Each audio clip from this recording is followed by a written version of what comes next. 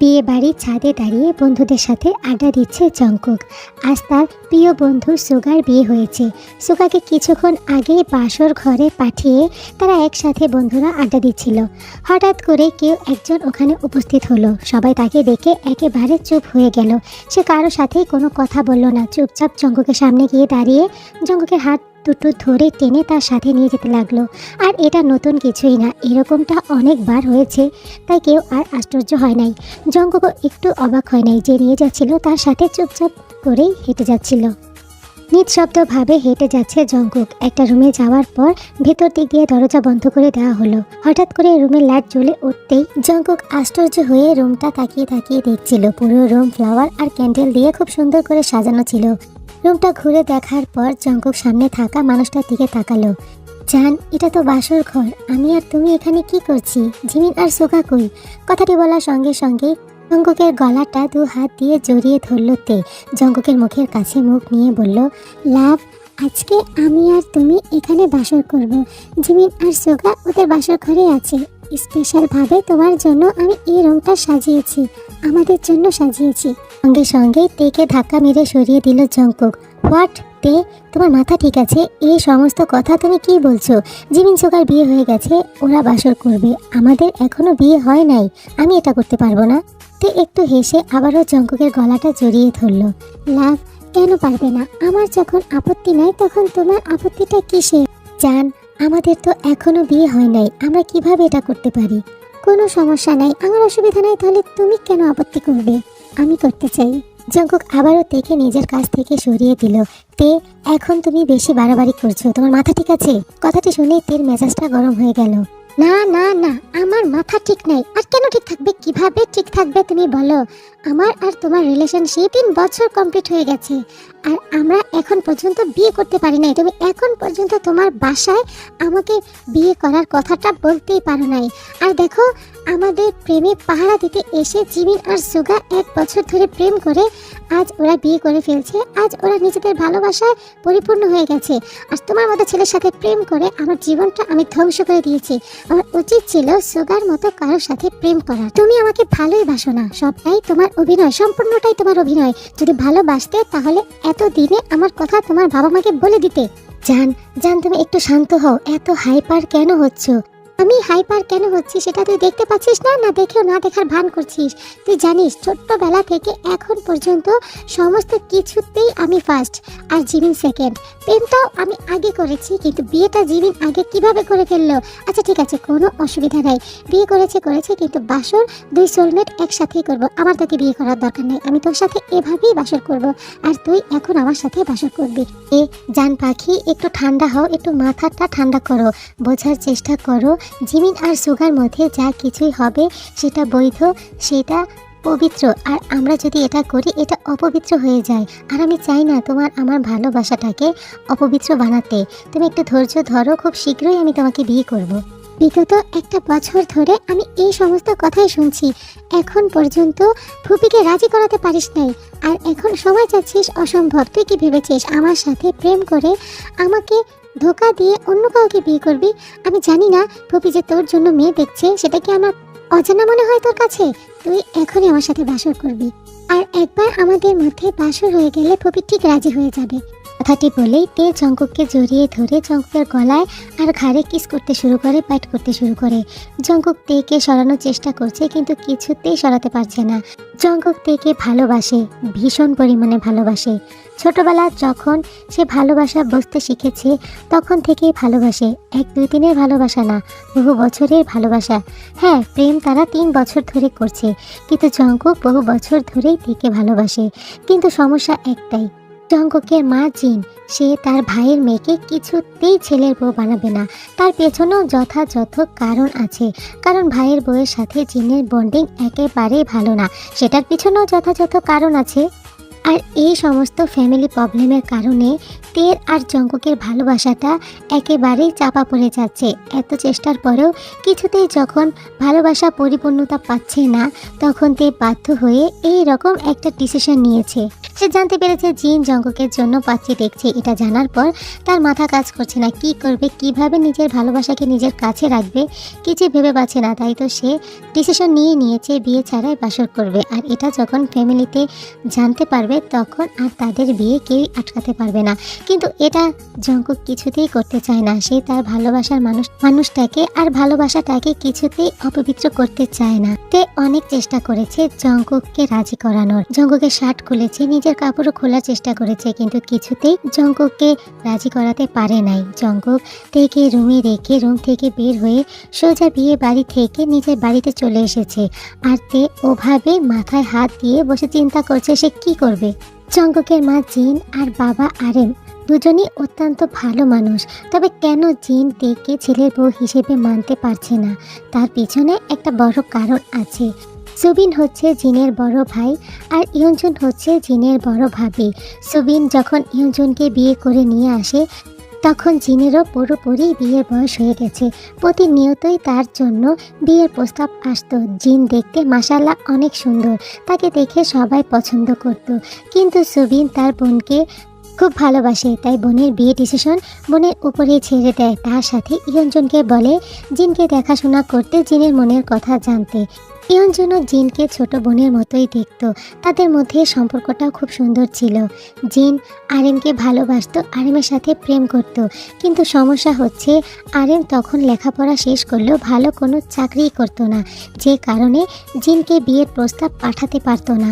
আর জিন যখন এই সমস্যার কথাটা, এই ভালোবাসার কথাটা ইয়ঞ্জুনকে জানায়, ইয়ঞ্জুন বাধ্য স্ত্রীর মতো সুবিনকে কথাটা বলে দেয়, যে কারণে সুবিন জিনকে অনেক বকাবকি করে আর 7 দিনের মধ্যেই জিনের বিয়ে ঠিক করে ফেলে। এক প্রকার বাধ্য হয়েই বাড়ি থেকে বের হয়ে আসে জিন। আরেমের হাত ধরে পালিয়ে যায় জিন। তারপর দুজন বিয়ে করে নেয়। 1 বছর কষ্ট করে এখানে সেখানে সংসার করার পর আরেম ভালো একটা চাকরি পায়। তারপর থেকে তারা সুখে শান্তিতেই বসবাস করতে শুরু করে। ততদিনে জিনের ঘর আলো করে জঙ্কুকের জন্ম হয়ে যায়। আর অন্যদিকে ইয়ঞ্জুন কোনো বাচ্চাই কনসেপ্ট করছিল না। বিয়ের 8 বছর পর তেকে জন্ম দেয় ইয়ঞ্জুন। আর এটাই হচ্ছে তেকে বউ হিসেবে মেনে না নেওয়ার কারণ। তার ভালোবাসাতে বাধা দিয়েছিল তের মা, সেজন্য তের ভালোবাসাতে সে বাধা হয়ে দাঁড়াতে চায়। তিন ইয়ঞ্জুনকে বোঝাতে চায় যখন ভালোবাসা কাছ থেকে দূরে থাকতে হয় তখন কতটা কষ্ট হয়। তে কষ্ট পেলেই ইয়ঞ্জুন বুঝতে পারবে ভালোবাসা হারানোর কষ্টটা কি। তবে ভালোবাসার মানুষকে কাছে পাওয়ার জন্য, ভালোবাসার মানুষের সাথে সারা জীবন সুখে থাকার জন্য জিন সেদিন বাড়ি থেকে পালিয়ে এসেছিল। আর যেহেতু জিনের আর তের শরীরে একই বংশের রক্ত, সে কারণে তেও আজকে এত বড় একটা ডিসিশন নিয়েছিল তার জীবনের।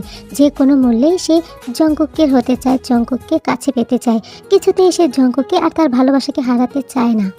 বিয়ে বাড়ি থেকে এসে রুমের দরজা বন্ধ করে সে যে রুমে বসে আছে জঙ্কুক কিছুতেই রুম থেকে বের হচ্ছে না। এরই মধ্যে আরেম আর জিন কয়েকবার তার দরজা নক করেছে, কিন্তু কোনো উত্তরই দেয় নাই। আর কি বা উত্তর দিবে? ভালোবাসার মানুষটাকে ওভাবে একটা রুমে ফেলে কোনো রকম পালিয়ে নিজের ঘরে এসেছে সে। কিছুতেই তার মাথা কাজ করছে না। বারবার মাকে রিকোয়েস্ট করার পরে মা কেন মানতে চাচ্ছে না তার আর তের এই সম্পর্কটা, সেটা নিয়ে সে ভীষণ আপসেট। বাবা মার সাথে কথা বলার কোনো আগ্রহই তার নাই। সকালবেলা ব্রেকফাস্ট টেবিলে আরেম, জিন আর জঙ্কুক বসে ব্রেকফাস্ট করছিল। তখন জঙ্কুক খাবার সামনে নিয়েই বসেছিল। আরেম জঙ্কুককে জিজ্ঞাসা করে, কি হয়েছে জঙ্কুক, তুমি খাবার খাচ্ছ না কেন? রাতে এতবার তোমাকে ডাকলাম, তুমি রুম থেকেও বের হও নাই। জঙ্কুক চুপ করেই বসে আছে, কোনো কথারই কোনো উত্তর দিচ্ছে না। কি হলো কি জঙ্কুক, কানে শুনছিস না? তোর বাবা তোকে কিছু জিজ্ঞাসা করছে, তুই কেন কথা বলছিস না? জঙ্কুক আর চুপ থাকতে পারলো না। মার মুখের দিকে তাকিয়ে বলল, মা তুমি খুব ভালো করেই জানো আমি কেন চুপ করে আছি। মা কি সমস্যা তোমার? আমি যদি তেকে বিয়ে করি তাহলে তোমার এত প্রবলেম কিসের? প্লিজ মা পারমিশনটা দিয়ে দাও না। আমি তেকে খুব ভালোবাসি, আমি ওকে ছাড়া থাকতে পারবো না। জঙ্কুক, তুই আমার একমাত্র ছেলে। ছোটবেলা থেকে এ পর্যন্ত তুই যা করতে চেয়েছিস আমি কোনো কিছুতেই কখনো বাধা দিই নাই। শুধু এই বিষয়ে আমি কখনোই তোকে সাপোর্ট করতে পারবো না, তোর কথা মানতে রাজি না। তুই ছাড়া তুই যাকে বিয়ে করতে চাস, যদি রাস্তা থেকে একটা ফকিনি মেয়ে তুলে নিয়ে আসিস আমি তার সাথে তোকে বিয়ে দিব, কিন্তু তোর সাথে কখনোই দেব না। আহ জিন, তুমি বেশি কথা বলো। তুমি এভাবে কেন বলছো ওকে? তুমি চুপ করো, আমি যা বলছি তাই হবে।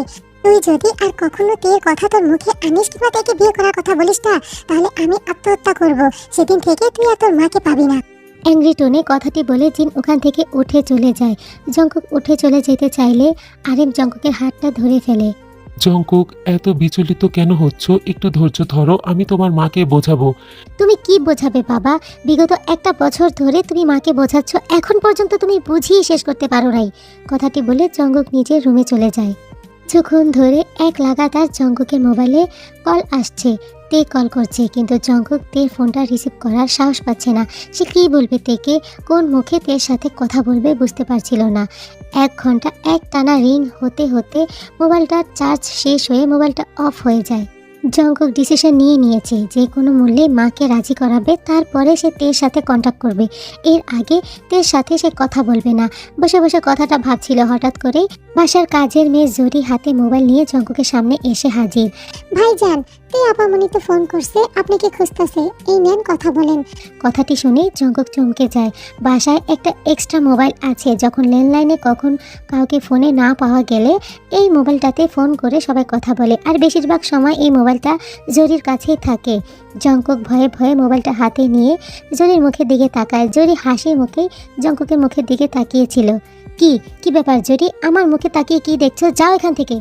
জরি সঙ্গে সঙ্গে রুম থেকে বের হয়ে যায়। জঙ্কুক মোবাইলটা কানে নিতেই মোবাইলের ও পাশে তের কণ্ঠ ভেসে আসে। লাভ, কি হয়েছে? আমি কতগুলো ফোন করছি, তুমি একটা ফোনও রিসিভ করছো না, একটা মেসেজেরও রিপ্লাই দিচ্ছ না। তোমার মোবাইলটা বন্ধ হয়ে আছে। তুমি জানো না তুমি মোবাইল রিসিভ না করলে আমি কতটা টেনশন করি? তের এইরকম সফট কথাগুলো শুনে জঙ্কুক একেবারে শীতল হয়ে যাচ্ছে। এত সময় ধরে তার মধ্যে যতটা অস্থিরতা ছিল সমস্তটাই কেটে গেছে। আই এম সরি লাভ, আমি এরকম কিছুই করতে চাই নাই, বিশ্বাস করো। কি করতাম আমি? ফুপি তোমার জন্য মেয়ে দেখছে আর সেটা আমার কানে আসে। আমার কি সহ্য হয়? কারো সহ্য হবে নিজের ভালোবাসার মানুষকে অন্য কারো হাতে তুলে দিতে? আমার ক্ষেত্রে যদি এরকমটা হতো, তুমি সহ্য করতে পারতে বলো? আমার কি দোষ বলো তো?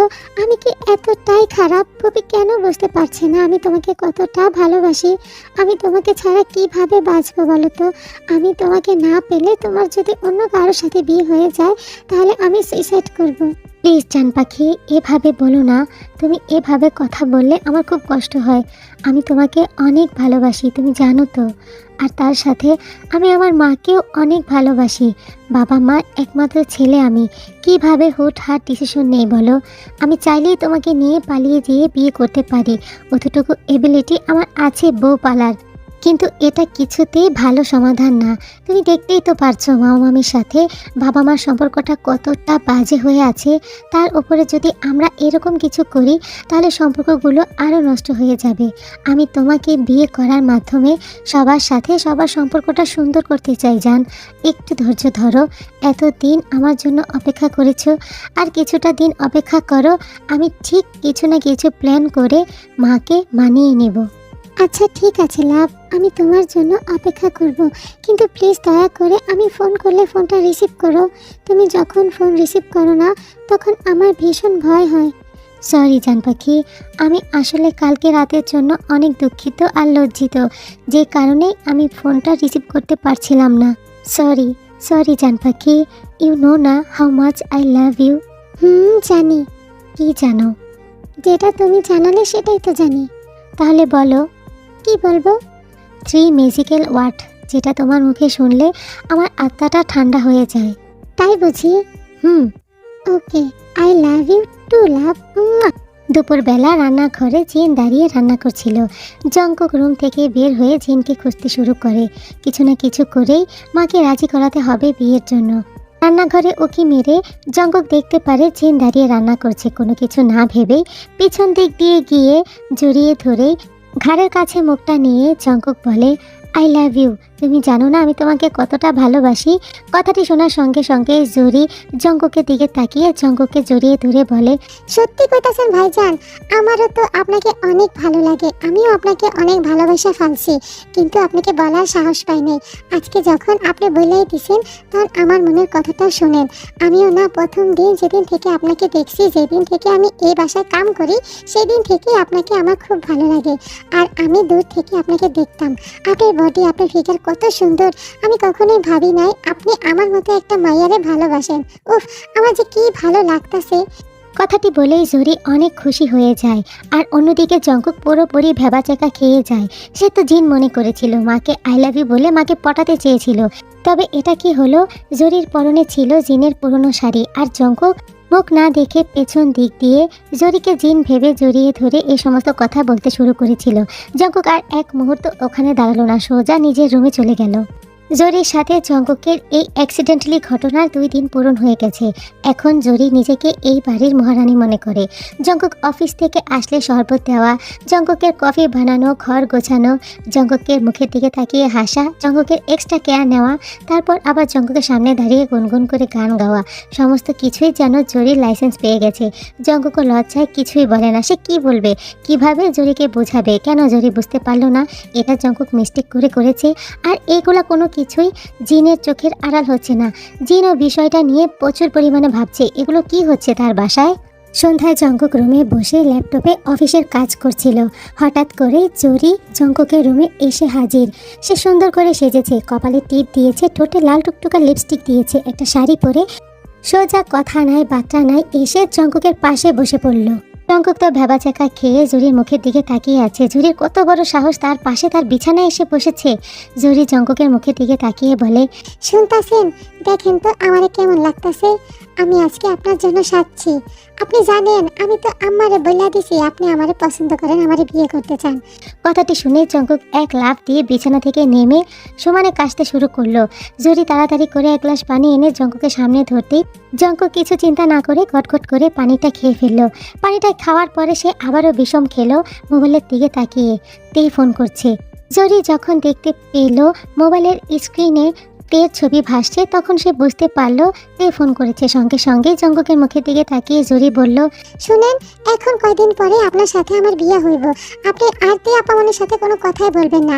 তাছাড়া আমি তে আপামনিকে আমাদের সম্পর্কে কথা বইলা দিছি। হোয়াট? কি বললা তুমি? তুমি তেকে কি বলেছো এইসব? এক্ষুনি এই মুহূর্তে তুমি আমার রুম থেকে বের হয়ে যাবে। তাড়াতাড়ি যাও, তোমার মুখ আমি দেখতে চাই না। যাইতাছি। আজকের মতো শেষবারের মতো কথা বললা লন আমার সাথে বিয়ের পরে, কিন্তু আমি এই সমস্ত মায়া মাসের সাথে আপনার কথাই কইতে দিব না। জঙ্কুক হা করে জরির কথাগুলো শুনছিল আর জরির যাওয়ার দিকে তাকিয়েছিল। কত বড় সাহস মেয়েটা এই সমস্ত কি পাগলামি শুরু করেছে? আমি কখন বলেছি ওকে বিয়ে করব? পাগল ছাগল কোথাকার। কথাগুলো বলতে বলতেই তের ফোন আবারও আসে জঙ্কুকের মোবাইলে। জঙ্কুক 1 সেকেন্ডও দেরি না করে মোবাইলটা রিসিভ করে। লাভ, তুমি এভাবে আমাকে ঠকাতে পারলে? শেষ পর্যন্ত বাসার কাজের মেয়ের সাথে তুমি সম্পর্কে জড়ালে। তুমি আমার কথাটা একটা বারের জন্য ভাবলে না? তোমাকে ভালোবেসে তোমার অপেক্ষায় আমি কত দিন কত রাত কাটাচ্ছি, আর তুমি এভাবে ঠকাচ্ছ আমাকে। প্রতিনিয়ত বাসায় বাবা মা আমার জন্য বিয়ের প্রস্তাব আনে, আমি তোমার জন্য সমস্ত প্রস্তাবগুলোই রিজেক্ট করে দিচ্ছি, আর সেখানে তুমি একটা কাজের মেয়ের সাথে বিয়ে করবে। আচ্ছা ঠিক আছে, সমস্যা নাই, আমি বুঝতে পেরেছি আমার ভাগ্যটায় আসলে কি আছে। জান পাখি, তুমি কান্না কেন করছো? আমার কথাটা শোনো। না, কি শুনবো আমি তোমার কথা? তুমি বলার মতো আর কি রেখেছো? আচ্ছা ঠিক আছে, তুমি জরিকে বিয়ে করে সুখে শান্তিতে সংসার করো। জান পাখি, তুমি কান্না করো না, তুমি আমার কথাটা শোনো একবার। কি হয়েছে আমি তোমাকে এক্সপ্লেন করি। থাক, তোমার আর কোনো কিছু এক্সপ্লেন করতে হবে না, তুমি রাখো ফোন। কথাটা বলেই তে ফোনটা কেটে দেয় আর সঙ্গে সঙ্গে মোবাইলটা সুইচ অফ করে দেয়। জঙ্কুক বারবার তেকে ফোন করছে কিন্তু একটা বারও ফোন ঢুকে না। সারাটা রাত জঙ্কুক তেকে ফোন করে কিন্তু কোনোভাবেই তের সাথে কোনো কন্টাক্ট করতে পারে না। সকালবেলা ব্রেকফাস্ট টেবিলে আরেম আর জিন জঙ্কুকের মুখের দিকে তীক্ষ্ণ দৃষ্টিতে তাকিয়ে আছে। তারা কিছুতেই জঙ্কুকের সাথে কথা বলছে না। আর জঙ্কুকও তার বাবা মার দিকে তাকিয়ে ভাবছে তারা কেন এভাবে তার দিকে তাকিয়ে আছে। জিন কিছু বলতে যাবে তখন আরেম জিনের হাতটা ধরে ফেলে। জিন তখন একটা কথাও বলে না। জঙ্কুকও কোনো কিছু বলে না, ব্যাগ গুছিয়ে অফিসে চলে যায়। আর অফিস থেকে 2টা টিকিট কেটে সোজা কক্সবাজার চলে যায়। এ বাসায় আর থাকবে না সে। একে তো ভালোবাসার মানুষ অভিমান করেছে, তার উপরে বাবা মা কথা বলছে না, তার সাথে জরির ডিস্টার্ব তো আছেই। রোমান্টিক ভাবে অত্যাচারও শুরু হয়ে গেছে জরির। আজ সকালের ঘটনা, জঙ্কুকের রুমে 1 কাপ কফি নিয়ে জঙ্কুকে ঘুম থেকে ডাকতে আসে জরি। কফির কাপটা খাটের সাইড টেবিলের উপরে রেখে জঙ্কুকের পাশে বসে জঙ্কুকের গালে হাত দিয়ে জঙ্কুকে ডাকতে থাকে। সে ঘুম থেকে উঠাচ্ছে জঙ্কুককে যেভাবে একটা ওয়াইফ তার হাজবেন্ডকে উঠায়। জঙ্কুক তো ঘুমের ঘরে বুঝতে পারে না ব্যাপারটা। যখন সে চোখ মেলে তখন জরিকে দেখে তার মুখের কাছে মুখ নিয়ে এসে জঙ্কুকের ঠোঁটে কিস করতে চাচ্ছিল। জঙ্কুক একটা ধাক্কা মেরে জরিকে সরিয়ে দৌড় দিয়ে ওয়াশরুমে চলে যায়। তারপর এক টানা গোসল করে জঙ্কুক। আল্লাহ জানে কোথায় কোথায় টাচ করেছে। যেই মেয়ে তাকে কিস করার জন্য মাথা নিচু করে ঠোঁট নিয়ে আসতে পারে, সেই মেয়ে তো আরো অনেক জায়গাতেই টাচ করতে পারে। এটা ভেবে বারবার সাবান দিয়ে নিজের শরীর ঘষছিল জঙ্কুক। জঙ্কুক পুরোপুরি বিরক্ত হয়ে বাসা ছাড়ার ডিসিশন নিয়েছে। বাসের 2টা টিকিট কেটে সিটের মধ্যে ঘুমিয়ে ঘুমিয়ে কক্সবাজার চলে গেছে জঙ্কুক। তারপরে হোটেল ভাড়া করে হোটেল রুমে আরামসে ঘুমাচ্ছে, খাচ্ছে, থাকছে। তার কোনো প্যারা নাই, সে পুরোপুরি চিল। না ফ্যামিলির প্রবলেম, না তের কোনো ফোন আসে তার মোবাইলে, না জরি আছে ডিস্টার্ব করার জন্য। আসলে জঙ্কুক ইচ্ছা করে এখানে এসেছে। সে 2 দিন বাসা থেকে আর সমস্ত কিছু থেকে দূরে এসে ভাবতে চায় কিভাবে তার মাকে রাজি করাবে বিয়ের জন্য। পুরো একটা দিন কেটে গেছে কক্সবাজারের জঙ্কুক। পরের দিন সকালে ব্রেকফাস্ট করে যখন রুমে আসে, হঠাৎ করেই জিন তাকে ফোন করে। জিনের ফোন পেয়ে জঙ্কুক একটু অভিমানী সুরে জিনের ফোনটা রিসিভ করে। হ্যালো মা। হ্যাঁ বলো, কি বলবে? জঙ্কুক বাবা, এভাবে শাস্তি দিবি তোর মাকে? 9 মাস 10 দিন তোকে গর্ভে ধরেছি, লালন পালন করে বড় করেছি, এত বড় বানিয়েছি, আর মার ভালোবাসা এভাবে তোর কাছে মূল্যহীন হয়ে যাবে এই কথাটা আমি কখনোই ভাবি নাই। আহা মা, কি বলবে সরাসরি বলো তো। এই সিনেমার ডায়লগ দেওয়া বন্ধ করো। আর তাছাড়া সমস্ত মায়েরাই 9 মাস 10 দিন গর্ভে সন্তান রাখে, তুমি একা রাখো নাই। এখন কি বলার জন্য ফোন করেছো সেটা বলো। জঙ্কুক বাবা, তুই আমার সাথে এভাবে কেন কথা বলছিস? আচ্ছা ঠিক আছে মা, আই এম সরি। এখন বলো কেন ফোন করেছো? আমি না হয় তোকে রাগ করে বলেছিলাম তোর সাথে তোকে বিয়ে দেবো না, দরকার পড়লে রাস্তার একটা ফকিনীকে নিয়ে আয়, ফকিনীর সাথে দেবো।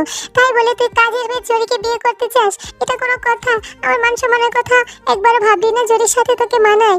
কত যত্ন করে লালন পালন করেছি তোকে, এত পড়াশোনা করিয়েছি, এত শিক্ষিত বানানোর পর এত ভালো একটা চাকরি করছিস, আর সেখানে জরির মতো অশিক্ষিত কাজের সিমড়ি, সেই সাথে তোর বিয়ে হলে তোর মান সম্মান থাকবে বল?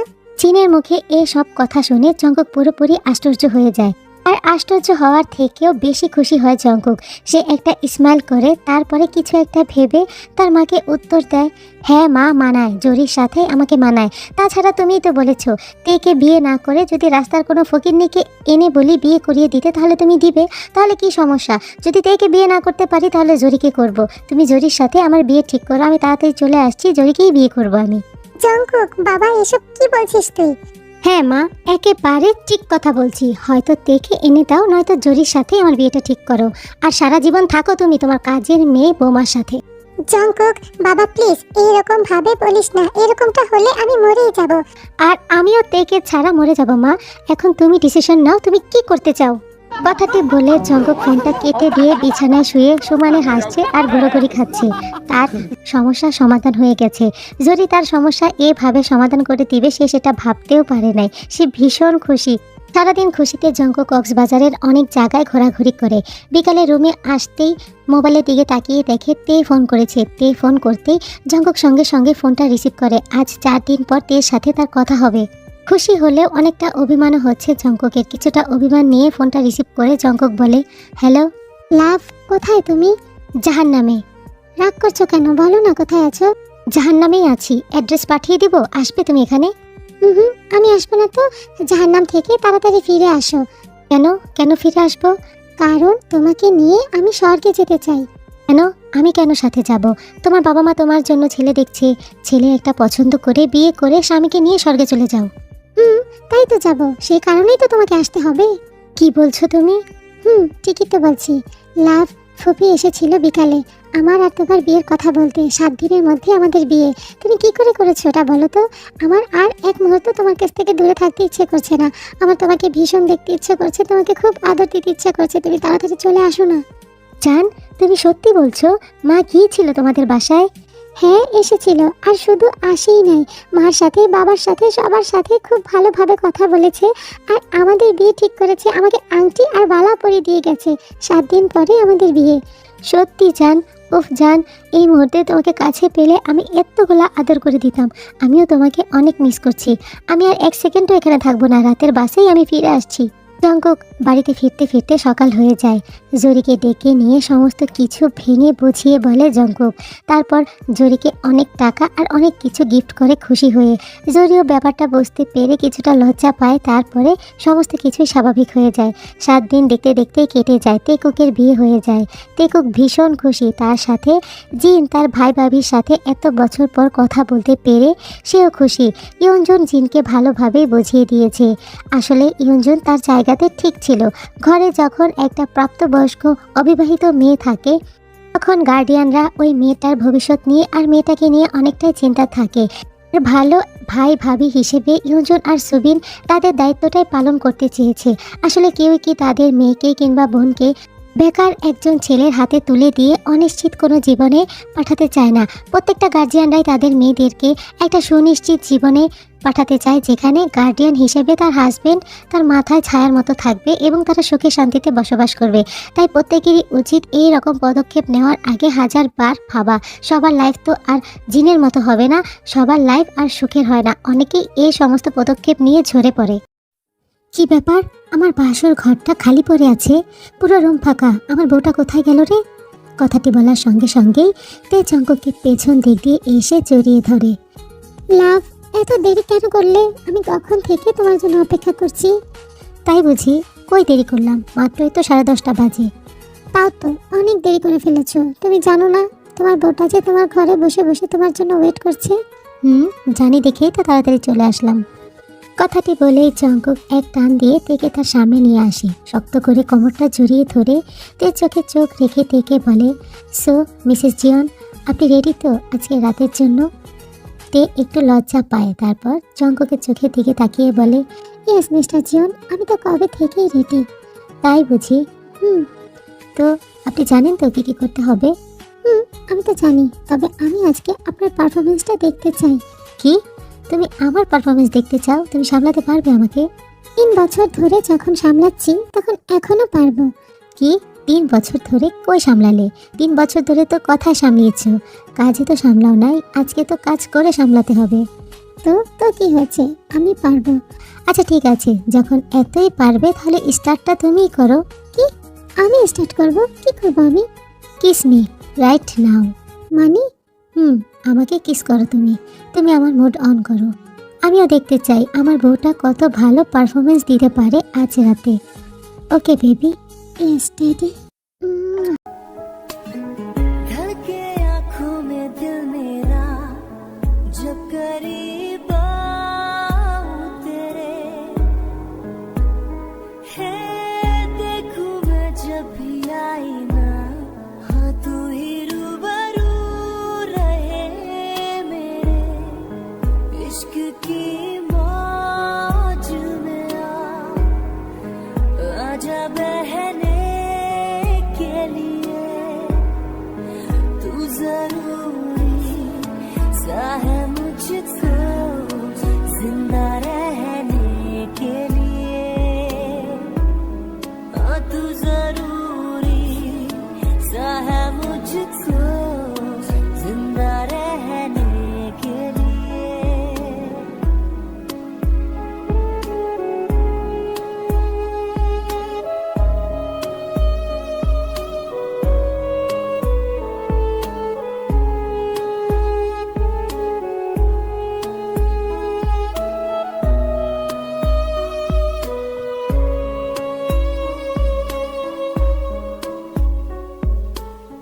मांगो ना कोई आसमां, तो सितारों का जहां,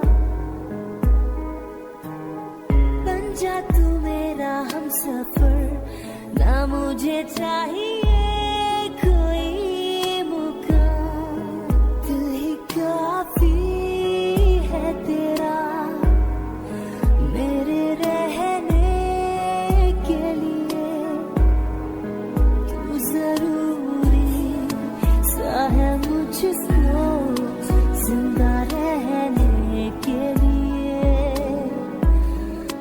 तू जरूरी सा है मुझको जिंदा रहने। সকালবেলা তে ঘুম থেকে উঠে ফ্রেশ হয়ে শাওয়ার নিয়ে কিচেনে চলে যায়। কিচেন থেকে এক কাপ গরম কফি নিয়ে জঙ্কুকের কাছে আসে।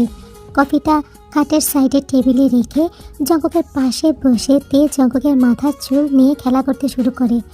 জঙ্কুক ঘুমের মধ্যে যখন তার চুলে কারো স্পর্শ পায়, হঠাৎ করে সে লাফ দিয়ে উঠে বসে পড়ে। সে প্রচুর পরিমাণে ভয় পেয়ে যায়।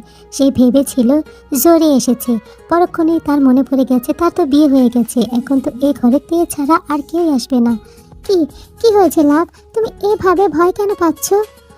কই না না না তো না, ভয় পাই নাই। তাহলে এভাবে চমকে গেলে কেন? কাহিনীটা কি? কই কই জান পাখি, কি কি বলছো তুমি এসব? কিসের কাহিনী? কোনো কাহিনী নাই। আসলে আমার তো বিয়ে হয়েছে, আমার তো মনেই ছিল না। আমি একা একা ঘুমাই তো, এ আমার মাথা চুলে হাত দিবে, কখনো কেউ হাত দেয় নাই। মানে কি? আমি কখন বললাম কেউ তোমার মাথা চুলে হাত দিয়েছে? ইস, এটা আমি কি করলাম? আমি এই সমস্ত পাগল পাগল কথা কেন বলছি তোর সামনে? এখন ও যদি জানতে পারে তাহলে আমার খবর নিয়ে নেবে। ও জান, তুমি কি সমস্ত কথা নিয়ে বসে আছো? তুমি এদিকে আসো, আমার কাছে আসো। কথাটি বলেই জঙ্কুক তেকে টান দিয়ে তার কোলে বসিয়ে ফেলে। তারপর তের গালে হাত দিয়ে তেকে জিজ্ঞাসা করে, জান পাখি, কালকে রাতে আমার পারফরমেন্সটা কি তোমার পছন্দ হয়েছে? কথাটি শুনেই তে কিছুটা লজ্জা পেয়ে যায়। পরক্ষণে জঙ্কুকের চোখের দিকে তাকিয়ে নটি নটি স্মাইল দিয়ে তে বলে, পছন্দ হয়েছে। আর আমারটা? ওহ জান পাখি, ইউ আর সো, তোমার পারফরমেন্সটা অসাধারণ ছিল। আর তুমি অনেক হট লাভ। তাই? তাহলে এখন দাও। কি দেব? কেন, মর্নিং কিস? কথাটি বলেই জঙ্কুক তের ঠোঁটে কিস করতে শুরু করে, আর তেও জঙ্কুককে কিস ব্যাক করতে শুরু করে, আর যেটা অনির্দিষ্ট কালের জন্য চলতেই থাকবে। আর এভাবে ভালোবাসার সাথে তেকুকের লাইফ কাটতে থাকে।